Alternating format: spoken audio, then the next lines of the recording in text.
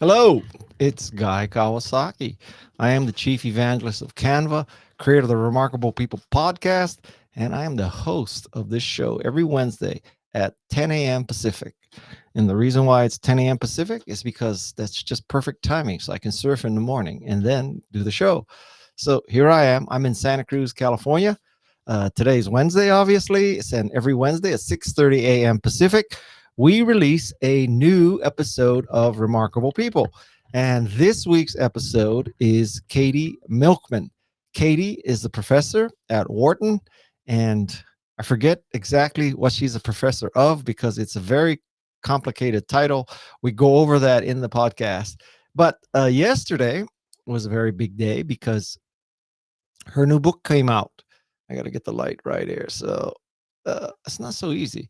So it is called How to Change. So guess what this book is about? Actually, it's about $25, but it's about how to change. And it's both about how to change yourself and how to change other people. So how to influence and persuade people. A good model for thinking about Katy is she's kind of like a younger female next generation Bob Cialdini. So if you're into Bob Cialdini, and he has a book. Oh, wait, let me get that book. Oh. This is actually Influence Fortnite, not the game. So how to change from Katy. And the next week's guest is Bob Cialdini with Influence 2.0. This is the new version. It is roughly twice as thick as the previous version. So think of her as a young Bob. So it's a young Bob this week and old Bob next week. And well, first as an icebreaker question, because I think it may be a dangerous assumption to think that everybody thinks that change is important. Some people may think that the status quo is good enough. So let me know your opinion, your thoughts, your comment. How important is change for you? And do you think change is important? Fire away the comments because we're using Restream, who is a sponsor of the live broadcast here. And so with Restream, all the comments, believe it or not, come into one place. So Restream can actually stream your live video to roughly 30 sites at once.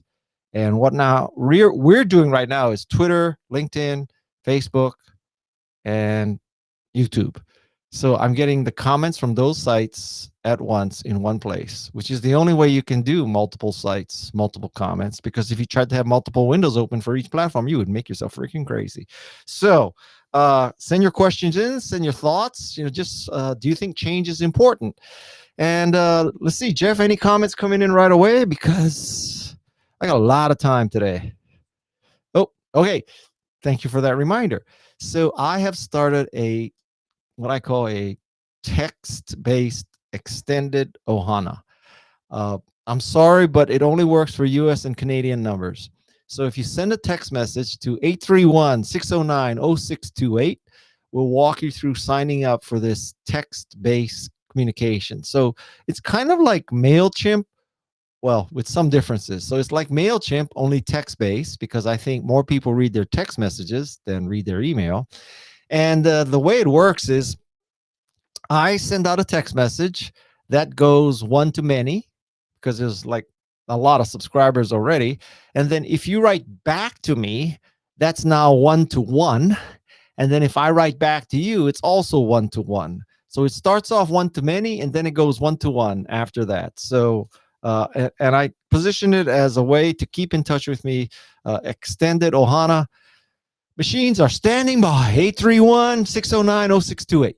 So I'll tell you one of my favorite stories. Oh, okay, let's go with Helen. Change happens all the time. How to do it smartly and gracefully is important. Helen, I agree with you 100%, and you will therefore love Katy's book. You'll love Bob's book too, but you'll love Katy's book. There's a great example in her book. So there are these services I didn't know about till I interviewed her. There are these services where you have to. One of the principles is you kind of have to make a like a reward system or an anti-reward system. I'll explain what that means. To force you to discipline yourself. So, for example, you could say, my goal is to write a book, or my goal is to lose 10 pounds, or in my case, my goal is to be able to walk to the nose of a surfboard in the water, of course. And so you set up these goals, and then you can have two kinds of rewards. So one reward is, um, if I don't if I don't achieve the goal, then I have to give, pick a number, $500, $1,000, $250, $50. I have to give it to my friends. Or you could also do kind of an anti-goal where if I don't achieve what I want to achieve, then the money is going to something that I dislike. So, for example, with my scenario, let's say that I set up a goal that, if I don't learn how to walk to the nose of a surfboard, then I have to give $1,000 to the NRA or the Republican National Committee, or I have to buy $1,000 worth of My Pillows, or contribute to the Rudy Giuliani Defense Fund. So the thinking there is, Guy, you like dislike those things so much that the last thing on earth you'd want to do is give them $1,000. So you will force yourself to lose weight, walk to the nose, whatever. There, I love that theory. So yeah, so that's one of the great examples. And send in your comments. Do you think that would work on you? So you can give it to something you like, or you can give it to something you hate. And either of those, I think, would be a very strong motivation. Let's see. What if I say I want to bring change in other people's lives? Is change always about oneself? I would say, Amitra, I hope I got that name right, Amartya, that there's in this Katie's book, there's things about how to change yourself, i.e., those two examples I cited of a positive or a negative, $1,000 to someone you like, or giving $1,000 to someone you don't like if you don't achieve the goal. So that's about self change, just weight loss, skills, doing things. But much of the book is also about how to influence and persuade people, absolute principles. So I'll read you the table of contents. So the table of contents, it starts off with the negative factors of impulsivity, the negatives of procrastination, the forgetfulness, how that impacts change, laziness, how that impacts change, confidence, how that impacts change, and finally, conformity. So these are the things that she tackles. She calls this tackling the obstacles to change: impulsivity, procrastination, forgetfulness, laziness, lack of confidence, and conformity. So yeah, so those apply to both internal and external, and it is quite an interesting book. If you read this book and Influence, you kind of have it covered. So yeah. So let's see. Any questions here? If you could change anything in your life, what would it be? I can answer that. Well, you guys send your comments, your answers to that. It'd be very interesting. What if I could change anything in your life? What would it be? I have to say that I'm pretty happy with my life. Not that I can't walk to the nose yet, but I wish I could lose 10 pounds, actually. Maybe I should do one of those services and say, if I don't lose 10 pounds by, see, this is May. So let's see, let's not be unreasonable. Let's say I lose a pound a week, 10 weeks, call it 12 weeks, 3 months. So June, July, August. So by September 1st, if I'm not 185 pounds, I have to give $1,000 to the NRA. I might do that. I might just do that. All right. So my answer would be I want to lose 10 pounds. So there you go. Okay. What is Katie's last name again? Carrie Keller. It is Milkman. So just like you think you would spell it, milk and man, somewhere back in her life, in her heritage, there must have been a dairy farmer in there. So just like if your name is Taylor, I would have studied harder and learned more in my engineering college.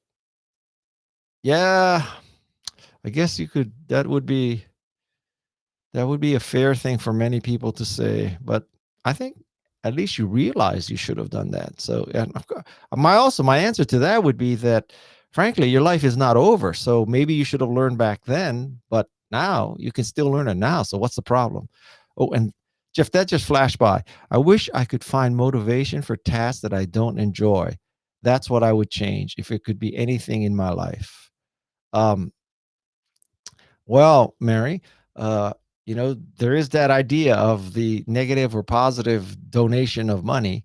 I would also say last week's guest was Mark Manson, and he had a very interesting observation, which is that instead of simply looking for the things that bring you great joy and you're very good at, just like that whole positive kind of wonderful experience, he said what you should do is you should look for shit sandwiches that you enjoy. Now, that may seem like an oxymoron, but what he's basically saying is that you get great value and you progress when you find something that's difficult, hard to do. You may not even like it, but you feel passionate about it, you're interested in it, so you're willing to put up with the shit. And so, because anybody can like to do something they're good at, how many people can like to do something that, how many people can like to do something they're not good at? So when you find a shit sandwich that you like, I think that means you're onto something, because anybody can find a great sandwich that you like. That's not hard. You got to find a shit sandwich that you like. So life is about finding shit sandwiches, basically. My impulsivity and my procrastination, 15 pounds. Sounds great too. Uh, impulsivity and procrastination. There is a chapter about procrastination in here. Let me just go to it here. I'm going to do readings from people's books now. So let's see. Procrastination is chapter 3, starts on page 61. Let's see.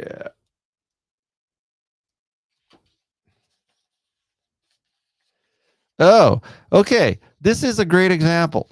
So the example she opens up with her chapter about procrastination is, there was a bank in the Philippines that created a kind of checking account. Wrap your mind around this, okay? It created a kind of checking account where you could only put money in. You could not take it out. Well, I mean, obviously there were conditions under which you could take it out, but you couldn't just take it out willy-nilly. So there was a time, a minimum amount of time, or a specific milestone or something like that. But it wasn't just a checking account that stuff goes in and out. And so they tried this experiment, and people who got that account saved much more money because they could not procrastinate about it. It was already being taken and you couldn't touch it again. um, it's kind of also the power which she discusses, the power of a default, which is to say, the classic example is, if a company, when you become a new employee, if the default is to contribute to your 401k or do a stock purchase plan, if the default is set to that, then you have to deselect the default to get out of it. That is much more powerful than saying, click here if you want to join the 401k. So I think that absolutely totally makes sense. Now, imagine if the IRS tax return said you're going to contribute $1 to the presidential campaign unless you click this box. They'd get a lot more donations. Not clear to me that's a good goal, but so it's that kind of thing. Yeah. So what's stopping you from doing what you want? That is a great question. What is stopping you from doing what you want? I think that for many people, what's stopping you from doing what you want is uncertainty and lack of self-confidence. And what my podcast has shown me over and over again is that the ability to fake it until you make it is a very valuable and important skill. And I would further tell you that the bulk of people out there are faking it until they're making it. I might even further tell you that, with some exceptions, but not many, the more confident a person appears, the more that person is faking it until you make it. So this has two consequences. Number one is faking it until you make it is a good and important skill. Number two, when you find somebody who's totally confident, that person is probably faking it. So you should use that to your advantage, because if the person is faking it, call him or her on the bluff, because it'll help you in your negotiation. So when somebody says, I know this is true, I know this is going to sell, I know it's whatever, call them. They're faking it. 90% of the time, they're faking it. So don't be afraid of calling people. What else here? What's stopping us from getting what we want is a difficult pathway to get there. Well, yeah, I mean, that's hard to argue against that. But I will tell you, there's a level of sophistication to that thought, which is, what's blocking you on the path. I think many people focus on the externals: cost, availability, expertise, education, whatever, right? Competitors, colleagues in your way, whatever. All these external things. But I think what I learned over the course of my lifetime is that the bigger barriers are the internal things. It's the ones in your head, which is getting back to fake it till you make it. So I would recommend a great book for you, and I've done this over and over again. So the book is called If You Want to Write by Brenda Euland. And now many of you may not be writers, but no matter what skill you're trying to accomplish, just stick that verb in there for if you want to write, if you want to engineer, if you want to program, if you want to market, if you want to entrepreneur, if you want to video, if you want to photograph, just whatever you want to do, put that verb in there, and you should read this book. The gist of it is, if you want to write. Don't wait for that perfect day. Don't wait till you have your PhD in English. Don't wait for external approval, and don't wait for internal self-confidence. Just freaking write. And that book, when I was young, changed my life. Absolutely changed my life. So there you go. Again, I want to mention that this podcast is sponsored by Restream. This is not the podcast. I'm sorry. The live stream is sponsored by Restream. And remember the key selling points of Restream, because if you ever go live, seriously, if you ever go live on social media, you got to look at Restream. So you can live stream on 30 social channels. You can see chat messages from all the platforms. You can have up to 10 guests who can come onto the live stream with you. Maybe we'll try that later today. You can play recorded videos into the stream. You can customize with overlays and logos and backgrounds. You see that powered by Restream in the upper left-hand corner? That's what we're talking about. You can schedule the date and times, and also have reminders go out automatically. People can download, or you can download the audio and video of your stream for archival or repurposing. And you're streaming with stereo sound in full HD. So that's Restream. So if you are a person who ever needs to stream live, you ought to look at Restream. That's what we use. Okay. Any other questions here? Any other comments? Fire away here. The fear of failure and loss of whatever you've already gained stops many people. Absolutely, Mary. And one of the principles that Katy and I discussed is the concept that the fear of a loss is more powerful than the joy of a gain. And to put this in monetary terms, think about this. If somebody says you're going to lose $50 versus somebody says you could win $50, which one would be a greater motivation? And I don't know, in terms of weight loss, let's say if somebody said you're going to lose $1,000 if you don't lose 10 pounds by September 1st, or if somebody said if you lose 10 pounds by September 1st, I'm going to give you $1,000. Research says that the loss of $1,000 is more motivating than the gain of $1,000. You need to think about that if that applies to you. So my thinking would be, $1,000 is not going to move the needle in my life. It's not going to change my lifestyle. So gaining $1,000 is not that big a deal. Now you could say, well, guy, it's the same loss of $1,000. If gaining 1,000 isn't gonna move the needle, losing 1,000 isn't going to move the needle. But it would just so piss me off that I lost $1,000. Because if I saw $1,000 laying on the sidewalk, I tell you something, I will bend over and pick it up, right? So then you could also say, well, guy, if you're losing $1,000, it cost you $2,000 because you're losing 1,000 of after tax. And so now you would lose 1,000 in after tax, which means you had to make 2,000 to lose that 1,000 after tax. On the other hand, if you gain $1,000 by losing weight, like who in their right mind is going to report that as income? So it really is 1,000. It's not 500 after tax. So anyway, yeah, we're going deep into the whole of the concept of the fear of a loss versus the positive factors of a gain. So what else? What else have people said and commented? If you could ask one person for advice, who would it be? That's a good question. Ask yourself that. If you could ask one person for advice, who would it be? Who would that be for me?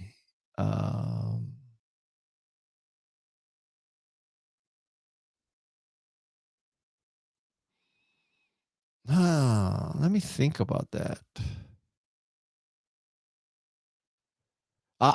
Okay, you may find this bizarre. It may be Bob Cialdini, because I hold Bob Cialdini in such high regard.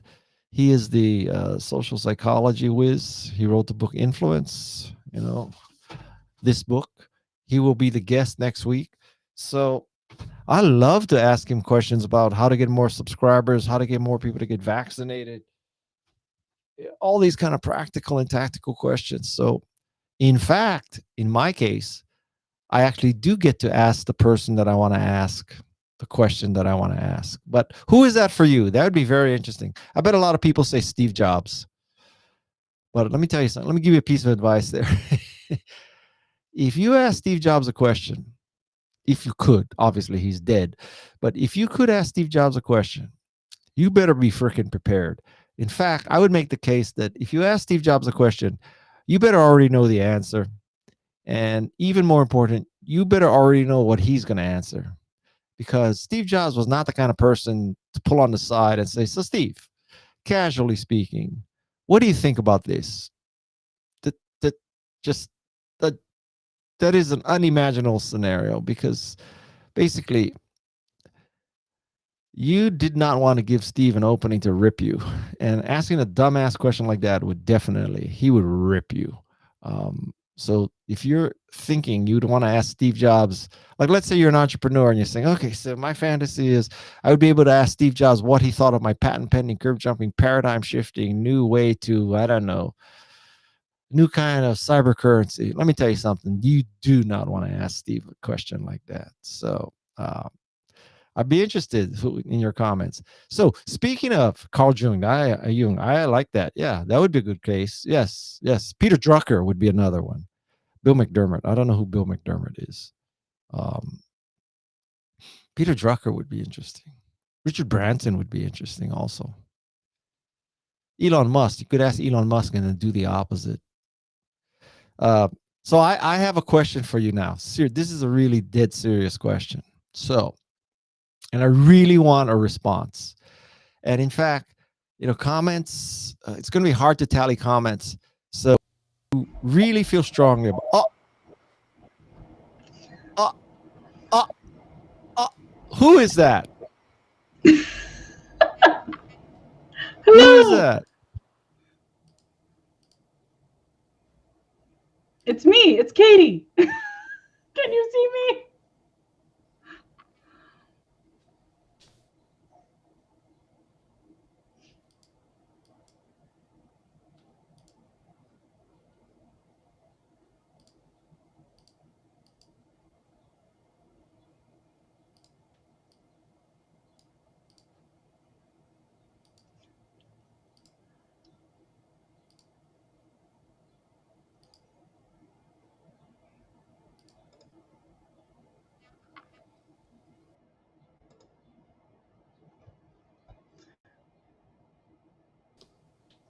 Guy, can you see me? I'm here. I'm excited to be here. Well, oops. The best laid plans of mice and men go astray.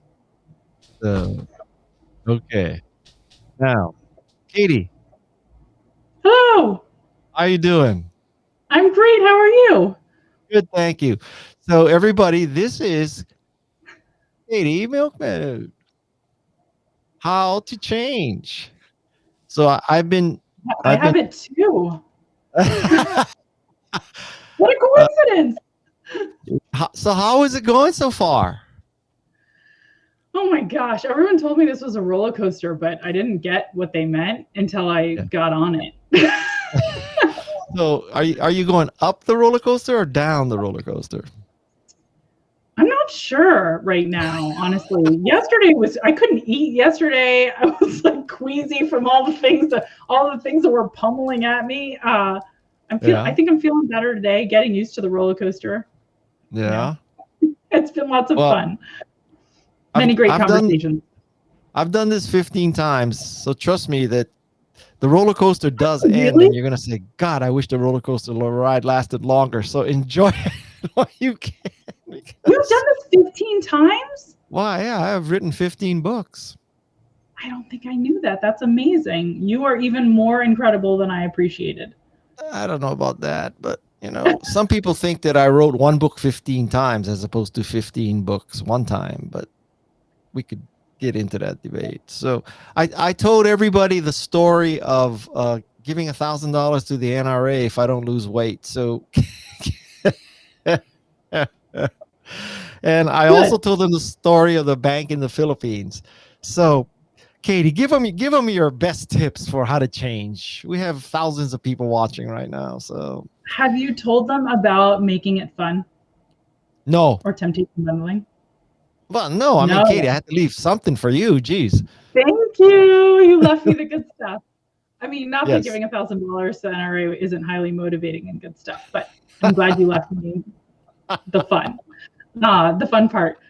Okay, one of the most interesting things that I have learned about change is from research by Ayelet Fishbach and Caitlin Woolley, who are professors at the University of Chicago and Cornell.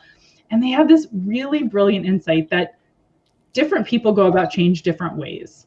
And they found that most people, when they want to pursue change, what they do is they say, I'm going to find the most effective way possible to achieve this goal. So say you want to build a fitness routine, they go to the gym and they say, what's the maximally effective way to do this? And they jump on the punishing Stairmaster and they burn a lot of calories and they have kind of an unpleasant time doing it and they maybe don't come back. Then a smaller subset of people makes a different decision. They say, I'm going to do this the most fun way possible. So they go to the gym, they look for the thing they'll enjoy most. They say, I'm going to go to Zumba class with my friends. They love it and they keep coming back. And their basic insight is that if we actually instruct people, encourage people to pursue change in ways that are fun, you'll end up seeing more persistence.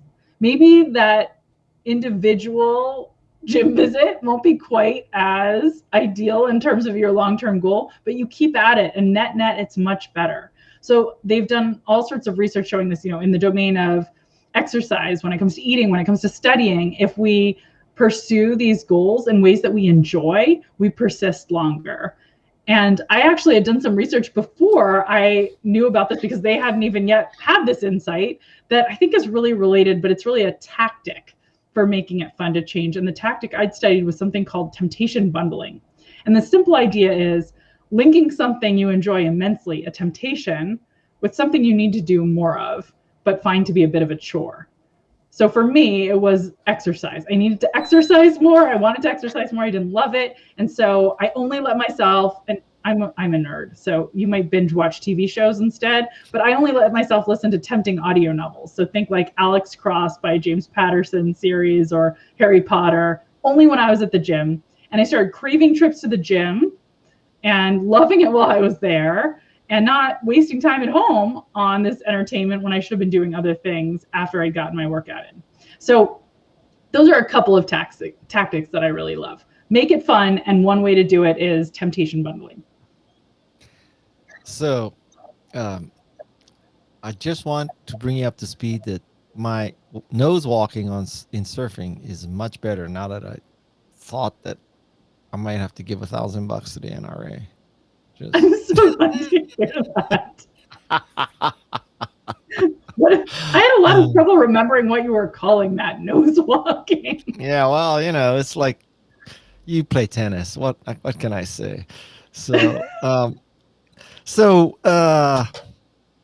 what do you have like any great? You're going to be on Good Morning America or ABC or CBS or Fox News or something, how to get people to not get vaccinated. You got any like big media things coming?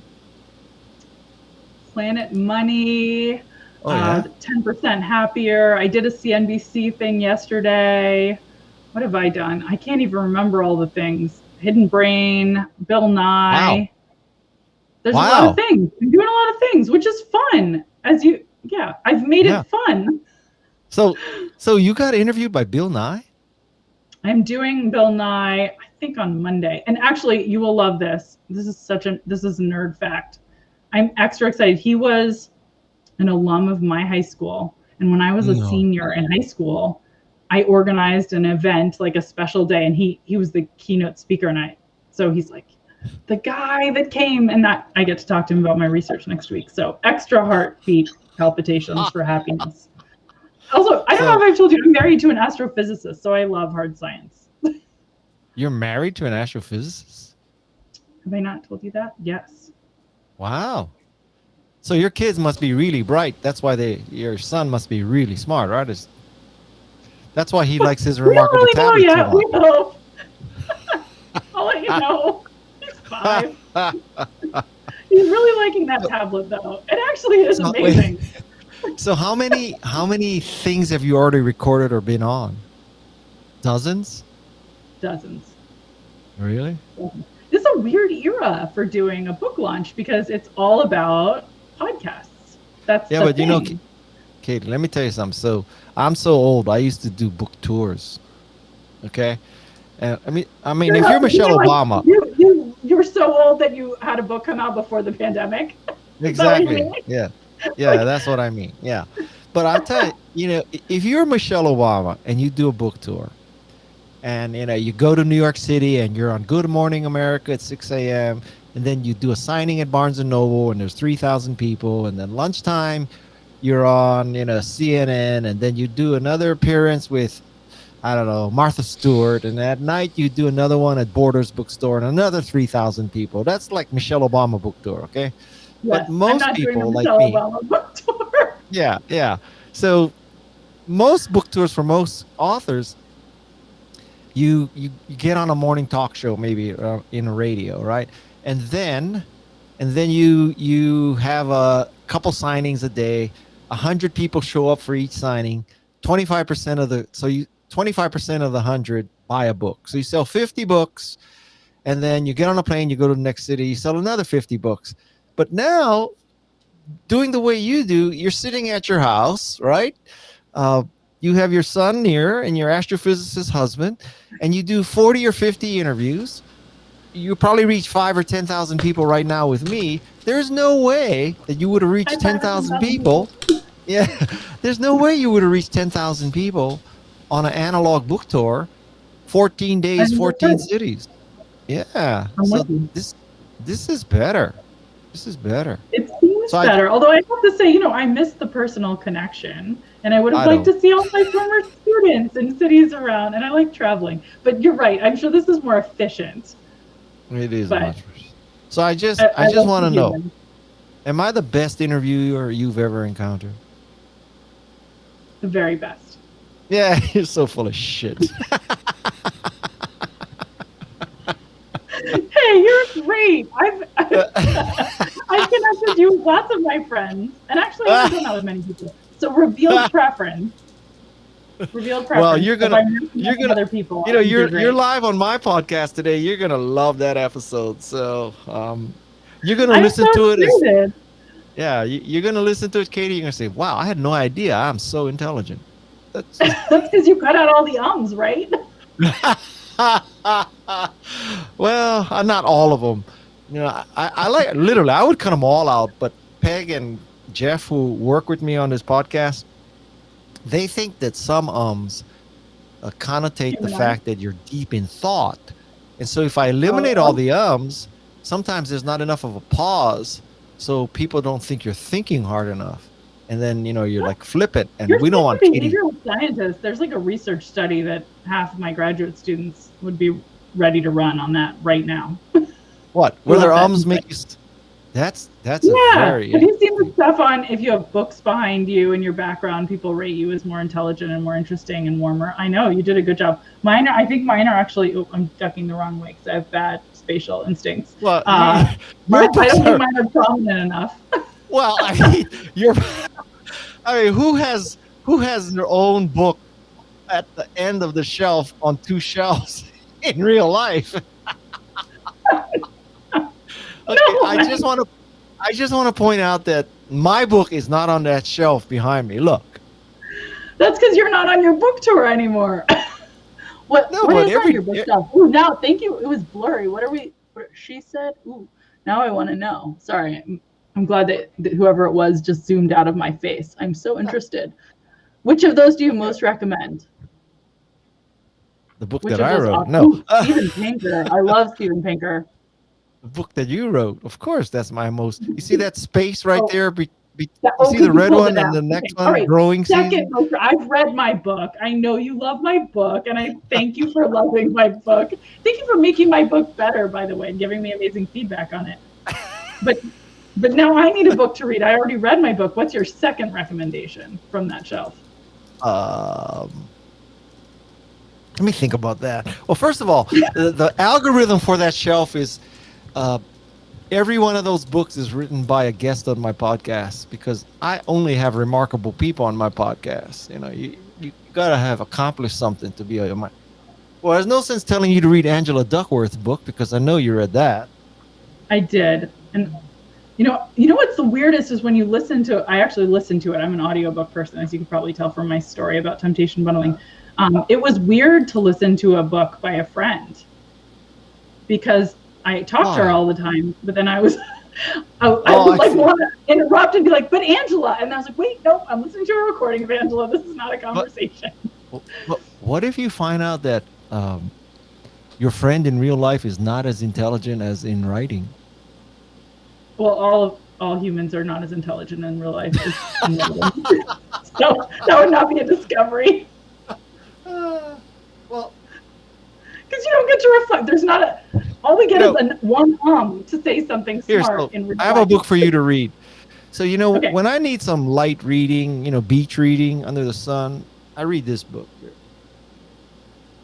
Project to find the fundamental theory of physics. Oh. This is and it is you're sending that to the wrong person in my household. Yeah, I should send it. Tell your husband, seriously, tell your husband that Stephen Wolfram is one of my friends. He will be impressed. He will be very impressed. He will be impressed. And this book is like 800 pages. I'm an engineer, so I use Wolfram stuff for a lot of my Mathematica? careers. Yes. Oh, that's where I learned to do machine learning, is in Mathematica. Or no, that's how I learned to different.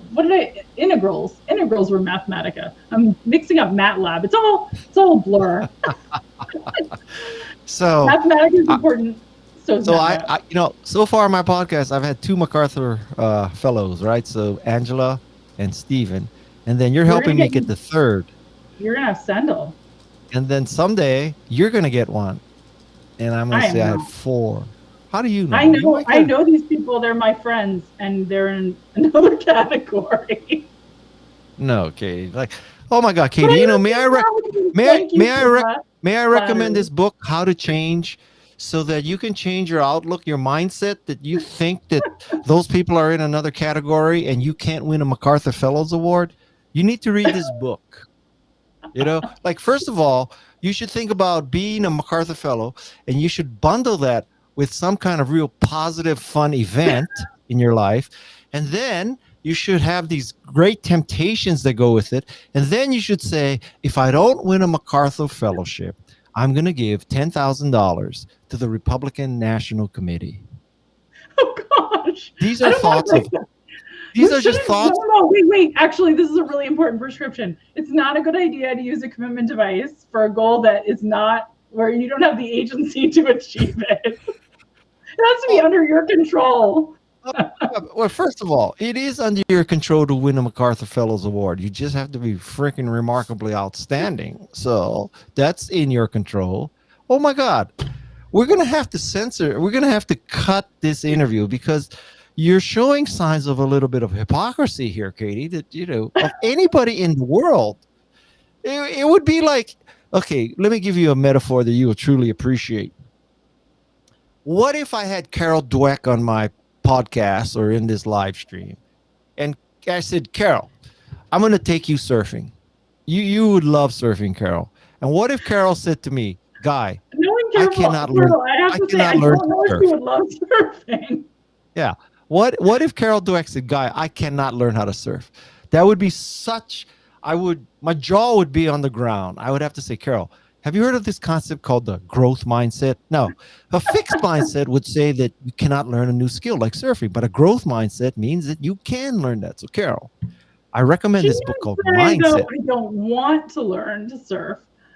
I think that's different. Well, yeah, but saying you don't want to learn something is just a thin disguise for saying you don't think you can achieve it. Okay. No? Maybe. Okay, I bet you Bill Nye. You're going to teach me to surf, by the way, which is really the question I've been meaning to get to this whole time. It would be an honor and a privilege. It would be an honor and a privilege. Excellent. So, okay, enough of this drivel from me.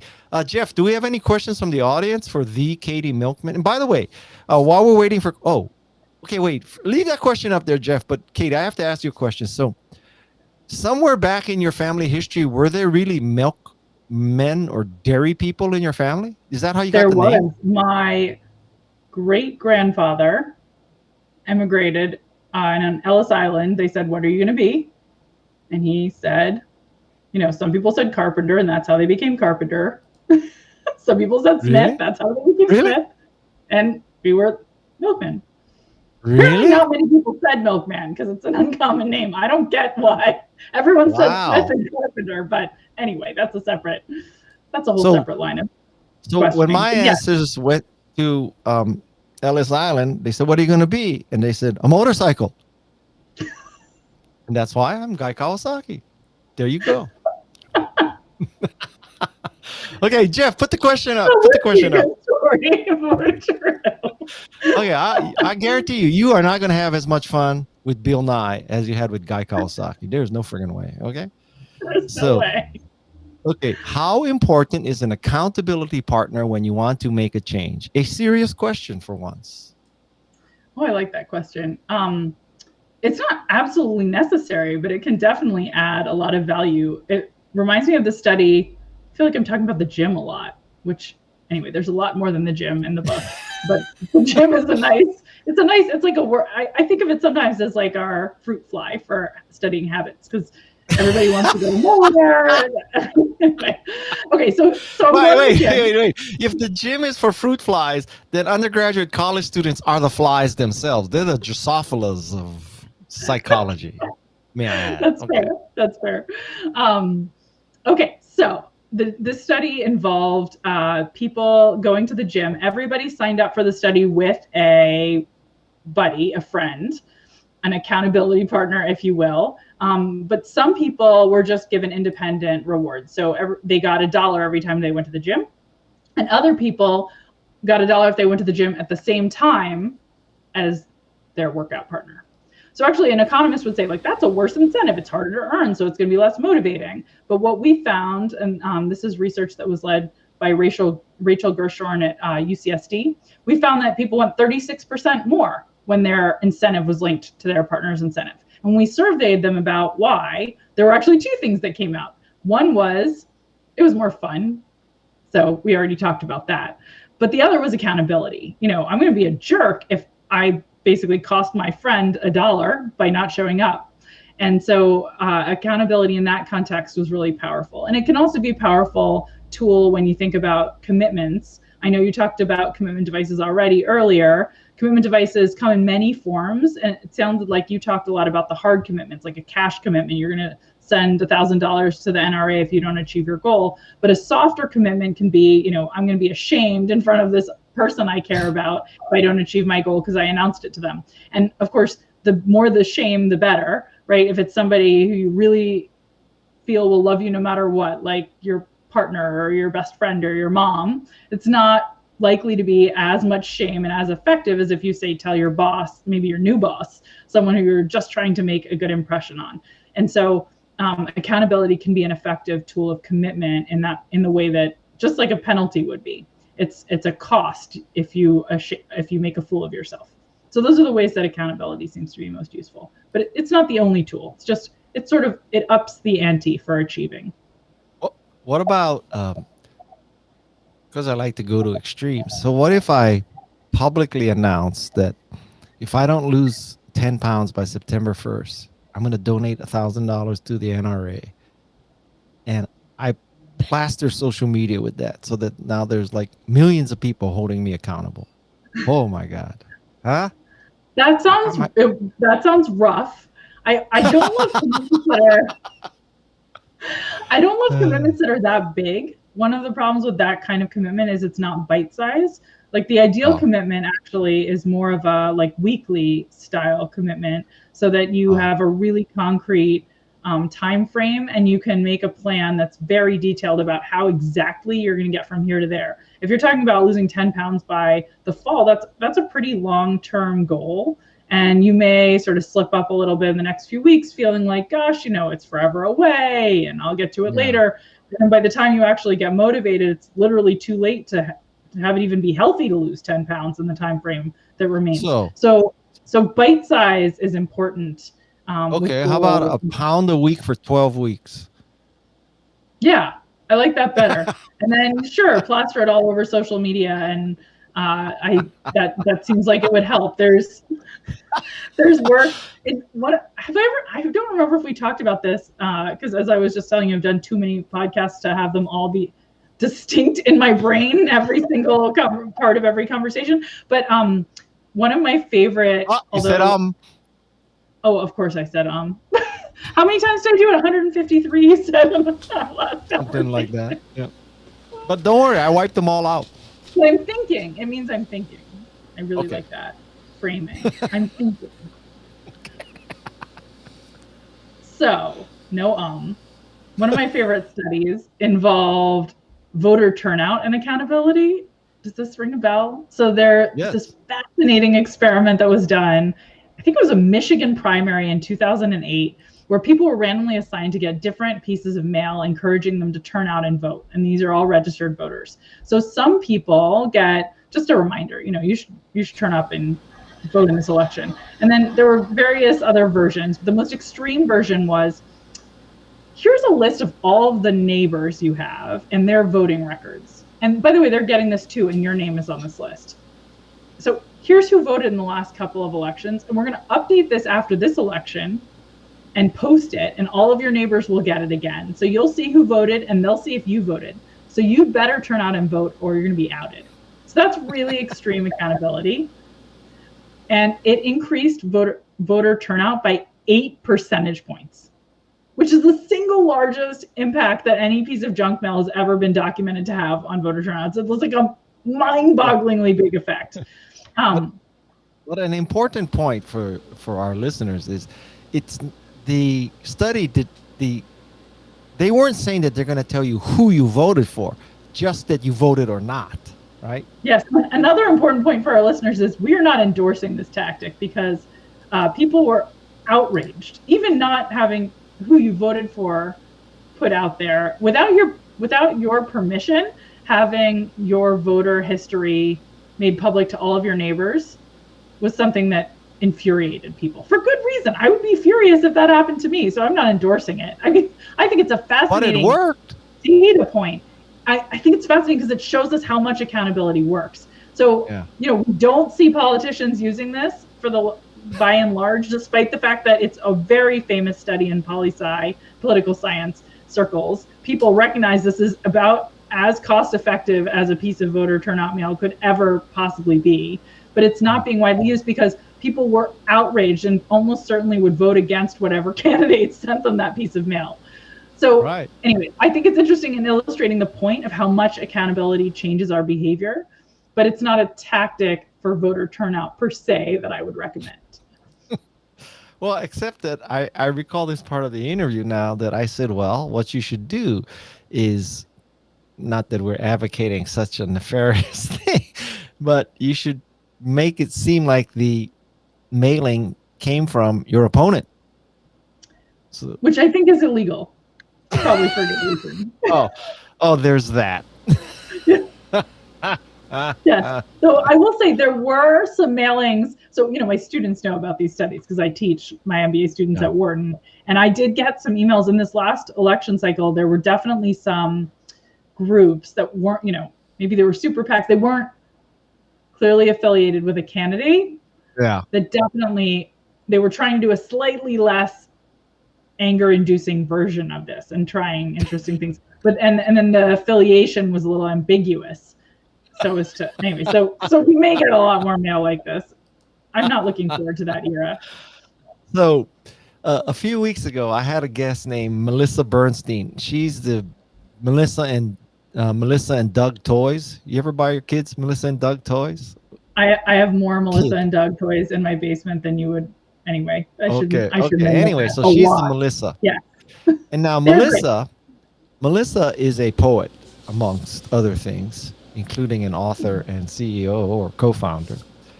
And she has this rare ability that you can basically be talking to her about anything, and off the top of her head, she can whip out from her memory a poem that's relevant to what you're talking about. Seriously, I've never seen anything like it. Okay. Now, I have a theory that you're like the influence, persuasion, change, motivation equivalent of Melissa. So I could be talking to you about something like, oh, God, I wish I could be talking to you about anything like, oh, God, I wish I could surf better. And you'll say, well, according to Hodgkins and Smith at a study at UCSD in 1975, the way you should do this is you should bundle it with something fun. So is that how every conversation goes? Socially with you, you find some study in your mind that you cite to prove how you can do something? Not all of my friends appreciate that. So I have, learned that there's a time and a place for the citation game. Really? It's not a lot of conversations when my graduate students go. And it's certainly happening in my head, which is fun because I feel like, I'd rather have data to bring to bear on any interaction. So like, let's say you go to McDonald's, right? And the person in front of you asks for ketchup, and the McDonald's person gives like 10 packets. And you're now talking to the cashier, and you say, well, according to a study in 1975 at Wharton, you should ask people by default for the packet if they want a packet. Not you should just load up 10 packets because that's bad for the environment. You don't do that? I don't. Because I think that's one of the most... People don't love getting advice. Remember, they like giving advice. They don't love getting it. And it can hurt their self-confidence. Well, so we try to practice what... Katy, in any conversation we ever have, if you can cite, you don't even need to cite. I just trust you, quid pro quo, ad hoc. If you can just tell me a way to do something better, you just feel free, because I'm all about improving my game. Okay? I appreciate that. I will totally do that with you. I feel at home now. Do we have any more? We got to let you go because, Good Morning America is probably on the phone and like Oprah wants you on the show. So everybody go on Oprah and I don't even know if Oprah has a show anymore. So go on Oprah and everybody gets a book.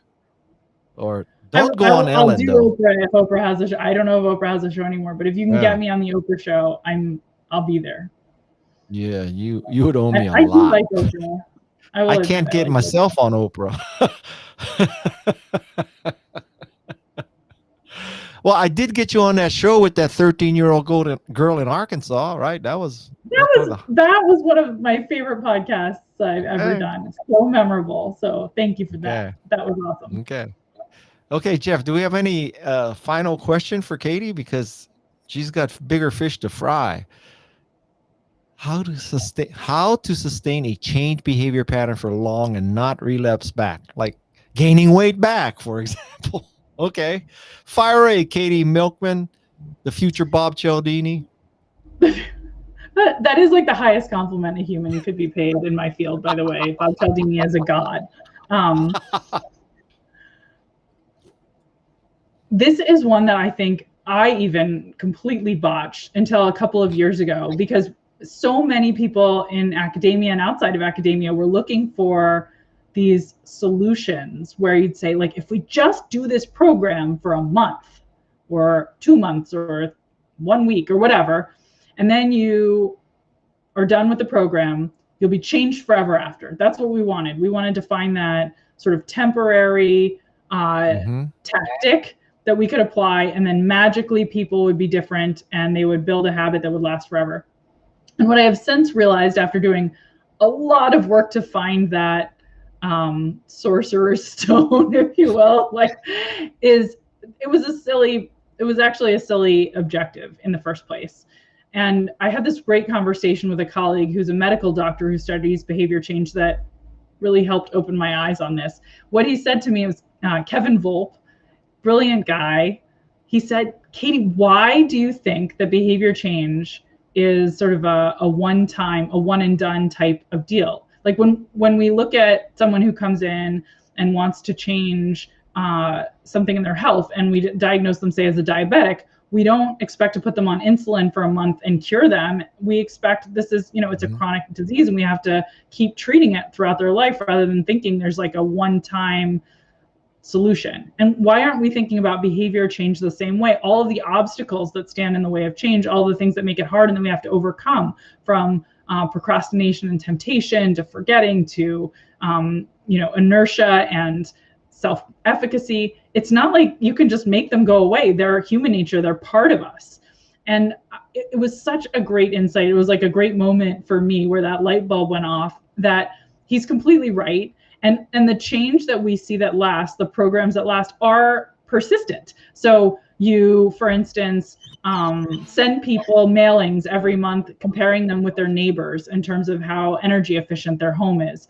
And you see persistent change. And you don't ever take that away. It doesn't go away. If you take away the mailings, they revert back to using more energy, right? So same thing happens with programs where you're trying to encourage people to exercise more, eat better. While you're in the middle of that program, it can be very effective. But as soon as the program ends, we see a lot of reversion. So even the best gym studies where you're trying to build a gym habit and you actually see lasting change, it's normally only at about 33% of the level you see during a period of intense reward where you're trying to build that habit. So everything decays if you take away what's working. And I think the key lesson is we need to keep using the tactics rather than thinking about them as okay, I'm going to work on this for a short burst of time and then expect it to carry me forward. We need to say, no, I'm going to temptation bundle forever. This is how I'll always go to the gym. The gym will always be fun for me. This is going to be my tactic, not just until date X. So I really think that's the key lesson of behavior change. It's not, I wish I could, I know it'd be nice if I could say it's a quickie, but it's not. It's a persistent, but if you find the tactics and tools that work for you, hopefully it's not onerous to keep using them, right? Would it be so bad if you had to binge watch TV at the gym for the rest of your life? I don't think that would be so bad. So if you could find ways that it's actually delightful to do these things by making it social, making it fun, then I don't think it's such a bad thing to keep using the same tools persistently. How about psychedelic mushrooms? I heard you take psychedelic mushrooms once and it changes your behavior. Just FYI. Once or forever? I mean, I've not done it. I don't know. Do you have the site? Can you? Now you have to give me the study. No, from seriously. There are some studies that show psychedelic mushrooms. I'm sure there's a particular dose and a particular type, and I'm sure someone on LinkedIn is sending me the link. Does it make you go to the gym forever, or is it like no? But I think experience? I don't think it makes you skinny forever, but I think it changes, shall I say, negative behavior. I don't know. Forever is a long time, but it's supposed to be. Forever is a long time.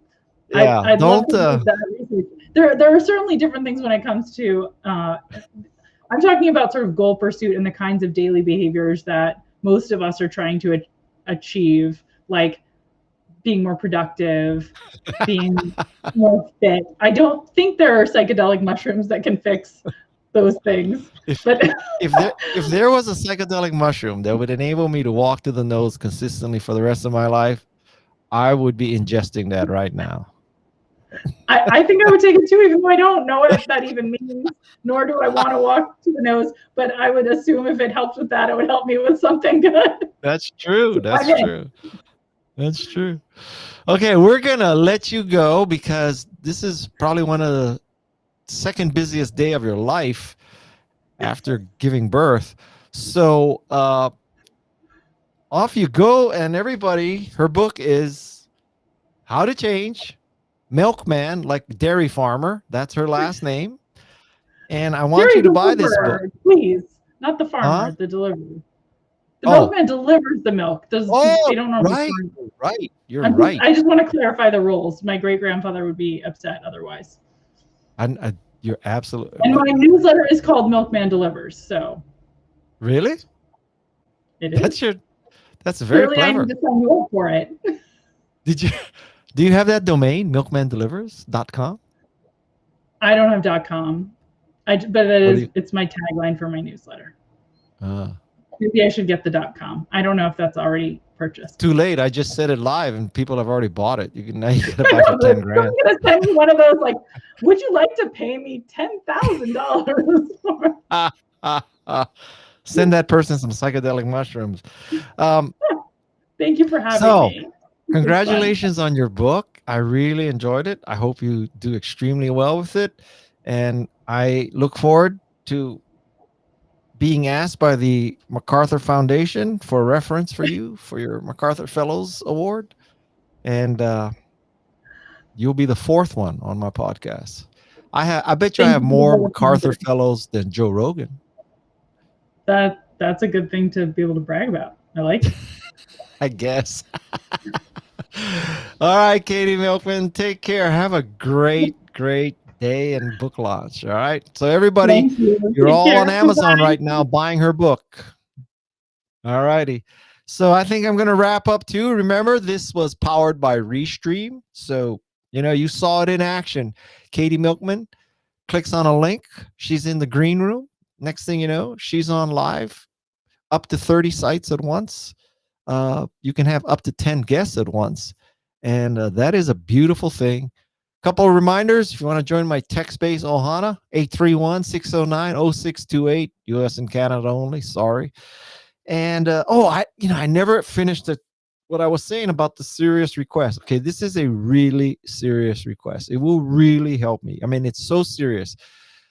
I prefer that you send the answer to guykawasaki@gmail rather than just in a comment, because there's typically hundreds, if not thousands, of comments, and it's hard to get through all of them. But this is a really dead serious question. So a few weeks ago, I interviewed a woman named Haben Girma. Haben Girma is the first person who's deaf-blind who graduated from Harvard Law School. So wrap your mind around that. Deaf, blind, Harvard Law School. Okay. And so I got a much greater appreciation for the Americans with Disabilities Act and disability in general. And apparently there are 30 million deaf people in the United States. And so I have made a new commitment to produce very high quality transcripts. So for a while, I didn't provide any transcript, and I'm going to work back through the backlog. And then I've been providing machine generated transcripts, which, shall I say, even the smartest machine just gets a lot of things wrong, especially when you have a guest like Katy who cites a lot of stuff, and you really got to pick up the last name and, figure out what she's referring to and all that. So that takes a real human. No machine can do that. So the question I have for you is, now when you look at the Remarkable People podcast, if you scroll down at remarkablepeople.com, there will be a very high quality transcript. Now, this high quality transcript, let me tell you about the mechanics of that. It probably takes 5 or 6 hours. So it costs hundreds of dollars or 5 or 6 hours of my time to do it. So it is a lot of effort and expense. And the question is, does it matter if I do this transcript? So write me that, yes, you want a written high quality transcript as opposed to either no transcript or a low quality machine generated transcript. So, two questions there: transcript or not, and then how high quality must it be? Which is to say that, is everything checked? And if someone like Katy mentions, I don't know, Angela Duckworth, and the transcript says, Angela, I don't know how a machine would botch Duckworth, but there would be ways. So you look at the transcript and it's not saying Angela Duckworth, it's saying something that the machine thought Katy said. So the human could fix that. So does that kind of thing really matter, or just the gist of the transcript is good enough? So send me an email, guykawasaki@gmail. I want to know how important you think a transcript is, because if only 2 of you say yes, it's important, I may have to revisit this discussion. On the other hand, if hundreds of you say it, because I think it's not good just for deaf people. Obviously, deaf people can read this, but it may be also useful that some people simply don't like to listen to audio and want to read a transcript. Some people want to learn by reading as opposed to listening. Some people would probably want to do both. So the question is, how important is a transcript? Okay. So remember, remarkablepeople.com. That's the website. This feed is sponsored by Restream, where you want to reach up to 30 social media platforms at once. This week's guest is Katy Milkman. How to Change. Get the book. Next week is Bob Cialdini. This is Influence Fortnite. And that's it. So another live Wednesday morning with Guy has come to an end. Thank you for attending, and all the best to you. Get vaccinated if you can. Bye.